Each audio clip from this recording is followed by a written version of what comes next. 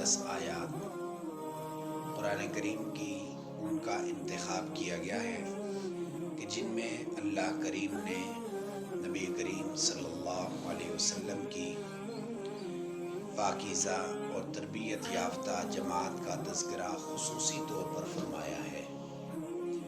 پچھلے سبق میں آپ نے سماعت فرمایا تھا کہ اللہ تبارک و تعالیٰ نبی کریم صلی اللہ علیہ وسلم کے بارے میں ارشاد فرماتے ہیں کہ انہوں نے تزکیہ فرمایا۔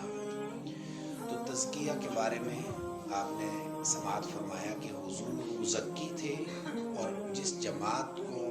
پاک فرمایا ہے ان کی پاکی ظاہری پاکی مراد نہ تھی بلکہ ان کی باطنی پاکی مراد تھی۔ اور جس کو حضور باطن سے پاک فرما دیں اس میں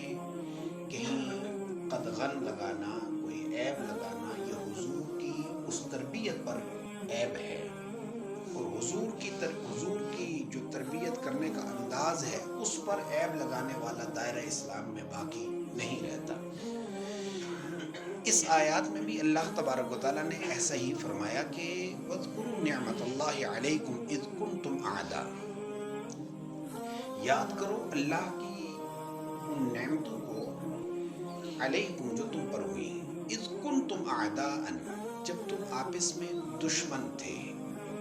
فألف بین قلوبکم تو تمہارے قلوب کو اللہ نے جوڑ دیا ہے، فاصبحتم بنعمتہ اخوانا اس جوڑنے کا نتیجہ یہ ہوا کہ آپ آپس میں ایسے ہو گئے کہ بھائی بھائی بن گئے۔ قرآن کریم دوسرے مقام پر فرماتا ہے انما المؤمنون اخوہ، ایک اور مقام پر ارشاد فرمایا اذلۃ علی المؤمنین اعزۃ علی الکافرین، کہ مومنین آپس میں ایسے رحم دل، ایک دوسرے پر ایسے نرم خو اور دشمن کے لیے سخت، رحماء بینہم۔ یہ قرآن کریم کا وہ اسلوب ہے جو بتلا رہا ہے کہ پہلے تو دشمنی تھی، عداوتیں اس قدر بڑی ہوئی کہ ایک دوسرے کے خون کے پیاسے، لیکن اللہ کی نعمت کا تذکرہ یہ ہوا کہ اللہ نے جوڑا آپس میں۔ بلکہ دوسرے ایک مقام پر نبی کریم صلی اللہ علیہ وسلم کو فرمایا کہ یہ تو ان کی دشمنیاں اتنی سخت تھی کہ لو انفقت ما فی الارض جمیعا ما الفت بین قلوبہم، کہ اتنی سخت عداوتیں ان کی آپس میں تھیں کہ اگر آپ زمین و آسمان کے سارے خزانے ان کے درمیان جمع کر کے ان کو جوڑنے کی کوشش کرتے، آپ ساری صلاحیت لگا دیتے، پھر بھی یہ آپس میں جڑنے والے نہیں تھے، ولیکن اللہ الف بینہم، لیکن اللہ تعالیٰ نے ان کو جوڑ دیا۔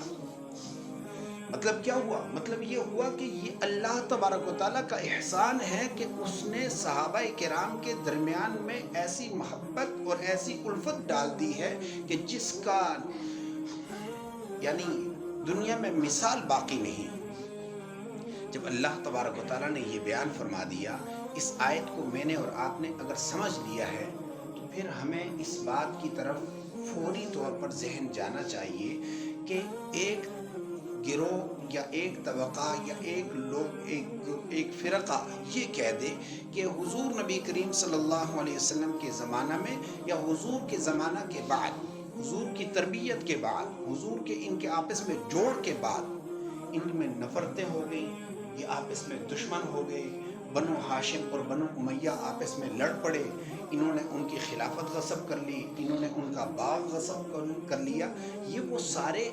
الزامات ہیں جو اللہ تبارک و تعالیٰ کے اس احسانات کو ٹھکرانے والے تھے۔ کیوں؟ اس لیے کہ ان کا کہنا یہ ہے کہ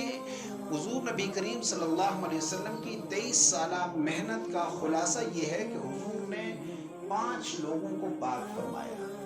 حضور نے 5 لوگوں کو اگر پاک فرمایا ہے تو پھر بتانا پڑے گا کہ علی، فاطمہ، حسن و حسین رضوان اللہ تعالی علیہم اجمعین میں آپس میں عداوت کہاں تھی؟ وہ تو پہلے ہی پاک تھے۔ جن کے درمیان میں عداوتیں تھیں ان کو حضور جوڑ رہے ہیں، ان کو قرآن جوڑ رہا ہے، نہ یہ کہ وہ جو پاکیزہ ہیں پہلے سے ان کو۔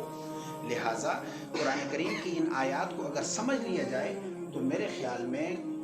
باقی کوئی شک رہتا نہیں کہ کوئی آدمی یہ کہہ لے کہ حضرات صحابہ کرام رضوان اللہ تعالی علیہ مجمعین جن کو اللہ نے آپس میں جوڑا ہے وہ بعد میں فرقہ فرقہ ہوئے ہوں، کبھی ایسا نہیں ہے۔ ان کا آپس میں اجتہادی یا اپنی سوچ کے مطابق تو فکری اختلاف ہو سکتا ہے،